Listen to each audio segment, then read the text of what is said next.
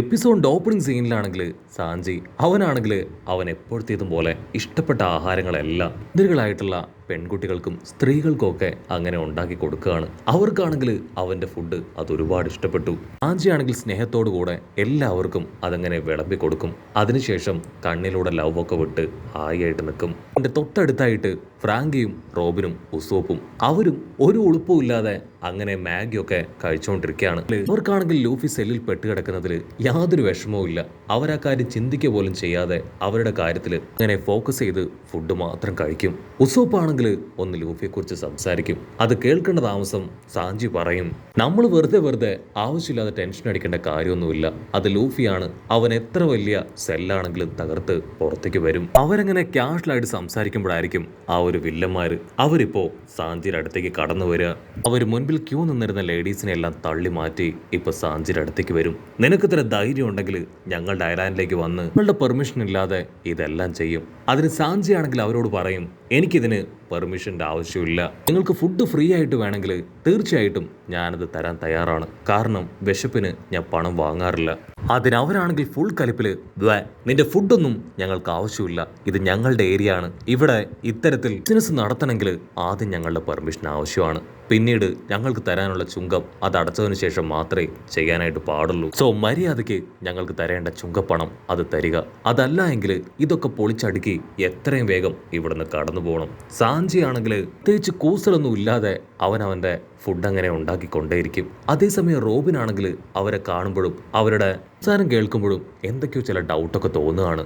ഇവിടെ ആ വില്ലന്മാരാണെങ്കിൽ വീണ്ടും സാഞ്ചിയോട് പണം ചോദിച്ചുകൊണ്ടേയിരിക്കും. സാഞ്ചി ആണെങ്കിൽ അത് മൈൻഡ് ചെയ്യാതെ ഇപ്പോൾ ഒരു കുഞ്ഞിപ്പെണ്ണിന് അവൾക്ക് ഇഷ്ടപ്പെട്ട ഫുഡ് കൊടുക്കുകയാണ്. അടുത്ത നിമിഷം കൺട്രോൾ പോയ വില്ലന്മാരാണെങ്കിൽ അവളുടെ കയ്യിലുണ്ടായിരുന്ന ഫുഡ് അതങ്ങനെ ചവിട്ടി തെറിപ്പിക്കും. ആ കുഞ്ഞാണെങ്കിൽ ഫുഡ് പോയ സങ്കടത്തിലും പേടിയിലും ഒച്ചത്തിൽ നിലവിളിച്ച് കരയാണ്.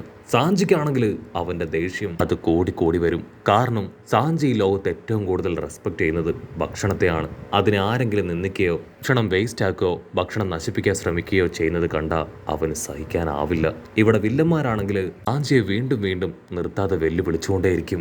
അതിനുശേഷം വില്ലന്മാരാണെങ്കിൽ അവിടെ കൂടിയിരുന്ന ലേഡീസിനെ അങ്ങനെ തല്ലി ഓടിച്ചു വിടുകയാണ്. ഇവിടെ ഫുഡൊന്നുമില്ല, നിങ്ങൾ എത്രയും വേഗം ഇവിടുന്ന് പോകണം. ഇവന്റെ കടയും ബിസിനസ്സും അതെല്ലാം തന്നെ ഞങ്ങൾ അവസാനിപ്പിക്കാൻ പോവാണെന്ന് പറഞ്ഞ് അവരെല്ലാവരെയും അവർ വിരട്ടി ഓടിക്കുകയാണ്. സാഞ്ചിക്കാണെങ്കിൽ അവന്റെ ദേഷ്യം അതങ്ങനെ ഹൈപ്പിലെത്തും.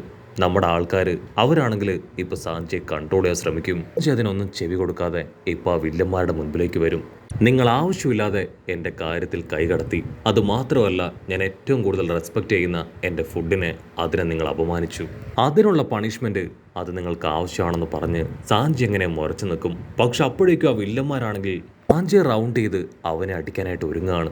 സാഞ്ചി ആണെങ്കിൽ രണ്ടാമോ ചിന്തിക്കാതെ അവന്റെ ഫുൾ ഫോഴ്സിൽ അങ്ങനെ വട്ടം കറങ്ങി വില്ലന്മാരെ എല്ലാവരെയും ചവിട്ടി താഴെയിടും. പിന്നീട് അതിലൊരുത്തനെ പിടിച്ചു വലിച്ച് അങ്ങനെ കഴുത്തിൽ ആഞ്ഞ് ചവിട്ടും. എന്റെ കയ്യിലുണ്ടായിരുന്ന കത്തി അത് അവന്റെ തന്നെ മുഖത്തങ്ങനെ കുത്തി കയറുകയാണ്. ചുറ്റുമുള്ളവരാണെങ്കിൽ ആ കാഴ്ച കണ്ട് പേടിക്കും. സാഞ്ചിയുടെ ഫൈറ്റ് കാണുമ്പോൾ ഇപ്പൊ ഫ്രാങ്കിക്കും വല്ലാത്തൊരു മോഹം. അവനും ചാടി വീണ് അതിലൊരു വില്ലനെ പിടിച്ചു വലിച്ച് അങ്ങനെ മുകളിലേക്ക് പോയി നിലത്തൊരൊറ്റ അടി. ഇത് കണ്ട് 3 പേരിൽ ഒരുത്തനാണെങ്കിൽ ജീവനും കൊണ്ട് ഓടും. സാഞ്ചി ആണെങ്കിൽ അതിലൊരുത്തനെ പിടിച്ചു വലിച്ച് നിലത്ത് വീണ ഫുഡ് അത് അവനെ കൊണ്ട് തന്നെ കഴിപ്പിച്ചുകൊണ്ടിരിക്കുകയാണ്. അപ്പോൾ അവിടുന്ന് അങ്ങനെ കട്ട് ചെയ്ത ഉസോപ്പാണെങ്കിൽ സാഞ്ചി അവൻ ഫുഡ് കൊടുത്ത ആ കുഞ്ഞിപ്പെണ്ണിനെ ശ്രദ്ധിച്ചൊന്ന് നോക്കും. അവളുടെ പേര് ടൊക്കോ എന്നാണ്. ഉസോപ്പ് മുൻപ് ഈ പെൺകുട്ടിയെ കണ്ടിട്ടുണ്ട്. അതായത് അവന്റെ മെഡിസിൻസ് ഒക്കെ വിറ്റ് നടക്കുന്ന അതേസമയം അവന്റെ അടുത്തേക്ക് വന്ന് ഈ പെൺകുട്ടി നല്ല ഫ്രണ്ട്ലി ആയിട്ട് സംസാരിക്കും. അതിനുശേഷം ഉസോപ്പാണെങ്കിൽ അവൾക്ക് ആവശ്യമായിട്ടുള്ള മെഡിസിനൊക്കെ കൊടുത്ത് അവളെ പറഞ്ഞയച്ചു. കട്ട് ചെയ്താ ഇപ്പൊ പ്രസന്റ് കാണിക്കും. പ്രസന്റിൽ സാഞ്ചി ആ കുഞ്ഞിപ്പെണ്ണിനെ അടുത്തേക്ക് വിളിച്ച് അവൾക്ക് കഴിക്കാൻ ചൂടോടെ ആ നൂഡിൽസ് കുക്ക് ചെയ്ത് കൊടുക്കുകയാണ്. അവളാണെങ്കിൽ ഹാപ്പിയായി ആനന്ദ കണ്ണീരൊക്കെ ഒഴുക്കി അതങ്ങനെ കഴിക്കും. കുഞ്ഞിപ്പെണ്ണാണെങ്കിൽ ആ ഫുഡ് മുഴുവൻ ഞൊട്ടിയിടയിൽ കഴിച്ചു തീർക്കും. അതിനുശേഷം സാഞ്ചിയോട് താങ്ക്സ് പറയും. Thank you very much. Actually ഈ ഒരു ഫുഡ് കഴിക്കാനായിട്ടാണ് ഞാൻ ഇത്രയും കഷ്ടപ്പെട്ടത്. ക്യൂവിൻ്റെ ഇടയിൽ നിന്ന് ഫുഡ് തീർന്നു പോവോ, ഫുഡ് എനിക്ക് കിട്ടാതെ വരുമോ എന്നുള്ള ടെൻഷൻ എനിക്ക് ഉണ്ടായിരുന്നു. എനിവേ താങ്ക് യു, എനിക്ക് ജോലിക്ക് പോകാൻ സമയമെന്ന് പറഞ്ഞ് അവളാണെങ്കിൽ അവിടെ നിന്ന് കടന്നു പോകാൻ ശ്രമിക്കുകയാണ്. അത് കേട്ട് നമ്മുടെ ആൾക്കാരെല്ലാവരും ഇപ്പൊ ഷോക്കാവും. കാരണം അതൊരു ചെറിയ പെൺകുട്ടിയാണ്. ഈ ചെറിയ പ്രായത്തിൽ പഠിക്കാൻ പോകുന്നതിന് പകരം അവൾ ജോലിക്ക് പോവാണ്. ഫ്രാങ്കി ആണെങ്കിൽ ആ കാര്യം അവളോട് ചോദിക്കും. അതിനവൾ പറയും, സത്യത്തിൽ ഈ ടേസ്റ്റി ഫുഡ് അത് കഴിക്കാനാണ് ഞാൻ ജോലിക്ക് പോകുന്നത്. സാഞ്ചി ആണെങ്കിൽ അവളുടെ പേര് ചോദിക്കും. അതിനവള് ടോക്കോ എന്ന് പറഞ്ഞ് വീണ്ടും ഒരു ചെറിയ ബോട്ടിൽ നൂഡിൽസ് കൂടെ വാങ്ങിച്ച് കഴിക്കും. അതിനുശേഷം ഡാൻസ് ഒക്കെ കളിച്ച് നമ്മുടെ ആൾക്കാരെ എന്റർടൈൻ ചെയ്യിപ്പിക്കും. എനിക്ക് ജോലിക്ക് പോകാൻ സമയമായി, തീർച്ചയായിട്ടും വീണ്ടും ഞാൻ ഇവിടേക്ക് വരുന്നു പറഞ്ഞ് അവൾ അങ്ങനെ ഓടി പോവാണ്. അത് കാണുമ്പോൾ നമ്മുടെ ആൾക്കാർക്കും ഒത്തിരി സന്തോഷം. റോബിൻ ആണെങ്കിൽ ഒത്തിരി ഹാപ്പി ആയിട്ട് കൈയൊക്കെ വീശി കാണിക്കും. അവളും ടാറ്റയൊക്കെ കൊടുത്ത് മുൻപോട്ടേക്ക് ഓടും. അവളങ്ങനെ മുൻപോട്ടേക്ക് ഓടുമ്പോൾ ഒരു ഫെസ്റ്റിവലിന്റെ പേര് അതങ്ങനെ വിളിച്ചു പറയും. നമ്മുടെ ആൾക്കാർക്കാണെങ്കിൽ ആ ഫെസ്റ്റിവൽ എന്താണെന്ന് മനസ്സിലാവാതെ അവർ കൺഫ്യൂസ്ഡ് ആയിട്ട് നിൽക്കുകയാണ്. ഉടനെ ഒരു ഗ്രാൻഡ്മ അവരവിടേക്ക് ചാടി വീണ് പാട്ടൊക്കെ പാടി ഇപ്പം നമ്മുടെ ആൾക്കാരോട് പറയും, ഐലാൻഡിലുള്ള സുന്ദരികളായിട്ടുള്ള പെൺകുട്ടികളെ അവരെ ഈ ഐലാൻഡിലൂടെ കൊണ്ടുവരുന്നതിനെയാണ്, അവരെ കരഘോഷത്തോടും ആർപ്പുവിളിയോടും കൂടെ ഈ ഗ്രാമത്തിലൂടെ കൊണ്ടുവരും. അതാണ് ആ കുഞ്ഞിപ്പെണ്ണ് പറഞ്ഞ ഫെസ്റ്റിവല്. ഇപ്പോ ഈ ഐലാൻഡില് അങ്ങനെയുള്ളൊരു ഫെസ്റ്റിവൽ പങ്കെടുക്കാൻ പറ്റിയ ഒരേ ഒരു പെൺകുട്ടി മാത്രമേ ഉള്ളൂ. അവള് മാത്രമായിരിക്കും ഈ ഒരു ഫെസ്റ്റിവലിൽ പങ്കെടുക്കുക.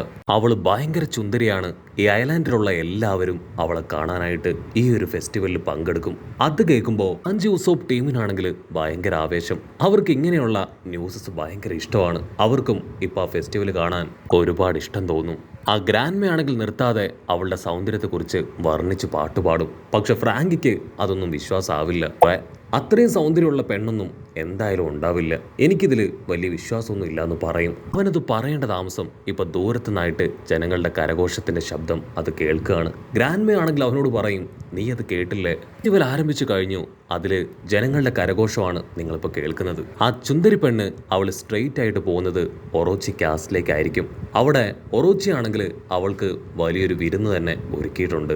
അതിനുശേഷം ഗ്രാൻഡ്മയാണെങ്കിൽ ഇപ്പൊ റോബിനോട് പറയും, നിനക്ക് ഒരു ഗോൾഡൻ ഓപ്പർച്യൂണിറ്റി വന്നിരിക്കുകയാണ്, നിനക്കും ഡയറക്റ്റ് ആയിട്ട് ഒറോച്ചി കാസ്റ്റിലേക്ക് പോവാം, നിനക്കും പ്രോഗ്രാം കാണാനായിട്ട് പെർമിഷൻ കിട്ടിയിട്ടുണ്ടെന്ന് പറയും. അത് കേൾക്കുമ്പോൾ നമ്മുടെ ആൾക്കാർക്ക് ഭയങ്കര സന്തോഷം. രോഗി ഇച്ഛിച്ചതും വൈദ്യം പുച്ഛിച്ചതും പാലെന്ന് പറഞ്ഞ പോലെ നമ്മുടെ ആൾക്കാർക്ക് ആവശ്യം ഒറോച്ചിയെ കുറിച്ചുള്ള ഇൻഫർമേഷനാണ്. ഇപ്പോ അവർക്ക് കാസ്റ്റിലേക്ക് തന്നെ പോകാനുള്ള ഒരു ഗോൾഡൻ ഓപ്പർച്യൂണിറ്റി കിട്ടിയിരിക്കുകയാണ്. സോ നമ്മുടെ ആൾക്കാർ ഇപ്പൊ അവിടേക്ക് പോകാൻ റെഡിയാവും. അവിടുന്ന് അങ്ങനെ സീൻ കട്ട് ചെയ്ത് ഇപ്പൊ ലൂഫിയെ കാണിക്കും. അവനാണെങ്കിൽ ആ ഒരു പ്രിസണിൽ നല്ല രീതിയിൽ ഹാർഡായിട്ട് വർക്കൊക്കെ ചെയ്യാണ്. ലൂഫിയുടെ വർക്കും അവന്റെ പെർഫോമൻസ് ഒക്കെ കണ്ട് കൂടെ ഉണ്ടായിരുന്ന പ്രിസണേഴ്സ് അവനെ അഭിനന്ദിക്കും. പക്ഷെ ലൂഫി ആണെങ്കിൽ അത് കേട്ട ഭാവം പോലും നടിക്കാതെ അങ്ങനെ മുഖം തിരിച്ചു നിൽക്കും.